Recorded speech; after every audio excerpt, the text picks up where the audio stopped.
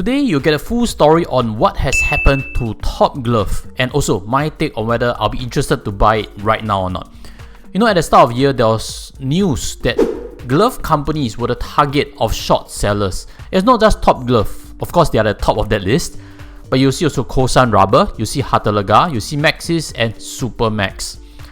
And at that point of time, chairman of Top Glove, Dr Lim, has actually mopped up his own shares, spending close to 100 million ringgit, which is about 33 million Sing dollars. And guess who has won between a short seller as well as the insider buyer? I'm sorry to say that the short sellers have actually won, because glove companies have seen their share price slide significantly since the start of the year.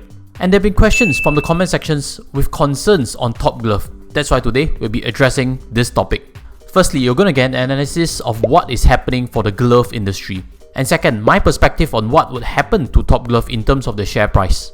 And last but not least, I'll touch on a friendly competitor, Riverstone, towards the end of the video. So if this topic interests you, continue watching on.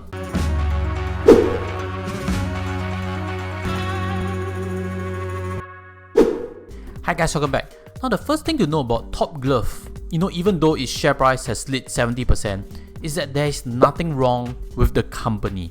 Yes, there may be issues that US has banned imports of Top Glove's products because of labor issue concerns, but that's actually noise. It doesn't really impact operations that much. And if you look at the charts between Top Glove, Hartalega and Riverstone, you realize that everybody in that sector has came down. And the reason why, I'll get to that in a while. Now in the previous Top Glove sharing, I've actually shared whether glove companies are in a bubble or not. And from that presentation, we realized that glove companies, they have seen their share price skyrocket. The top performer at that point of time was CarePlus, which did a 33x, which is 3,300%. Top Glove did a 5x. And when things go up fast, they always have the propensity to come down fast also. And the worst performer of that lot seems to be Supermax, which has lost more than 80%. Now the comforting part to know about Top Glove is that chairman, he has bought back his own shares. There's nothing wrong with the company. They are still planning to do a secondary listing in Hong Kong. Maybe in future that could be a catalyst, but that is still not confirmed yet. So let's focus on operations. Now this part is very crucial. I'll run through the reason for the decline in share price. And before that, invite you to smash the like button because it's taken our team hours to prepare this presentation for you. And also smash a like if you are a Top Glove supporter. Now what do we see in terms of reports for Top Glove? The quarter-on-quarter revenue has declined 49.2%. Sales volume is dropped by 20% quarter-on-quarter. And the reasons include temporary stoppage of sales to US from Malaysia.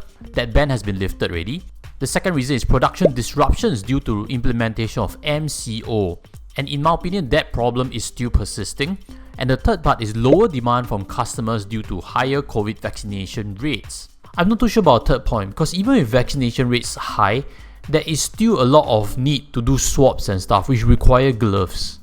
But what do we realize is that when MCO kicked in and Malaysian factories have to slow down or shut down, it created a drop in production volume. And as always, any factory, there is always economies of scale because the fixed cost is always there. And when economies of scale drop, you naturally see that there is margin compression. And that's why profits have declined 70%. But there's a second more crucial factor, which is the average selling price, ASP. This term has been used with all of the glove manufacturers. And it goes to show that glove manufacturing is very commoditized. Top Glove has seen its average selling price decline by 32%. But is that reasonable or not? So with that, I've actually done some homework and looked at what Hartalega has actually mentioned. In this report, Hartalega is stating that they expect 20 to 30% quarter-on-quarter decline in terms of the average selling price in the subsequent quarters. So okay, that is actually across all industry players. And more importantly, it will continue to drop until first quarter 2022. That is bad news. That is almost certainly that we'll see a slide in terms of quarter-quarter profit. And one key reason is competition from China. In this snapshot, you see that Chinese manufacturers now capture 16% of the global supply, while Malaysia still dominate with 67%. But they project by end of 2022, Chinese manufacturers will command 23% and Malaysian manufacturers will hold 60%. Well, that's assuming that Malaysia tidies up its COVID handling. I'm pretty sure in China, manufacturing sector is running full force really. Customers are not going to wait forever for Malaysian production. They will gradually get used to buying from Chinese manufacturers. So In my opinion, if you start losing customers, that could snowball down the years ahead. It also doesn't help that raw material rubber has also increased in terms of price, which means more competition reducing your revenue and yet a higher cost of goods sold. But the question begs, what to do if you have Top Glove shares? I would safely say that the time to sell has long passed already. When you buy a share, you need to keep track on whether they are able to grow profits on a quarter-to-quarter basis. It's baked in the market now that they are going to see declining profits. That's why share price has came down so significantly. Selling out right now seems a bit late. Then what about buying the shares of Top Glove right now? In my opinion, Top Glove shares, because of this downturn, is no longer expensive. If you compare between the pre-COVID price and now, you realize that it's about 42% more expensive. But that is also for a good reason, because global demand has inched up and that they have already locked in certain profits. So paying a price that is 42% higher than pre-COVID, in my opinion, could be reasonable. But cheap does not equal to buy now. In what I teach in my investment course, I actually mentioned something which is price earnings expansion. Markets' expectation of increased revenue, and they are willing to pay more per unit of earnings. And what are the reasons to pay now for a glove company? I don't quite see that on the horizon, unless, of course, China manufacturers go into a downturn. They go into a collapse for no reason. Or that Top Glove goes into the secondary listing successfully and sees a much better valuation. If not, there could be very little catalyst for the share price itself. What we see from 2018 to 2020 was that share price was relatively flat. Could that also happen to what's looking ahead? That's up to anyone's guess. So if you are keen to learn more on how to invest properly, look for links below. I actually teach on investing to help you get started on basics, on proper research, as well as understanding what causes the share price to move upwards.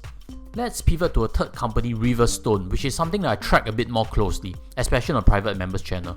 Riverstone is also listed in Singapore, but instead of going fully into the healthcare glove sector, they have actually made strategic business moves, which I like. Over here in this summary, you realize that Riverstone has moved big into clean room gloves. Some of their competitors, Ansell and Kimberly-Clark, have shifted clean room gloves towards healthcare gloves, which means they are able to capture even more market share. And clean room gloves are actually needed for semiconductors. You need to wear gloves to prevent contamination of the product because everything is so sensitive. And when it's a specialized product, there's a bit more control on margin. And what can we see on the latest reports for Riverstone? Yes, indeed, they see slightly lower net profits, but that drop is very insignificant as compared to what we see in Top Glove. I believe Riverstone as a specialized player has better long-term investment merits, and I'll continue to keep tabs on it. In any case, you are curious to learn more about Riverstone, check out this previous video where I've given a breakdown of their business. At that point of time, CEO has actually bought in Riverstone shares at $1.50. On hindsight, that seems to be expensive. Check out that video. I'll sign out from here and see you there. Take care and goodbye.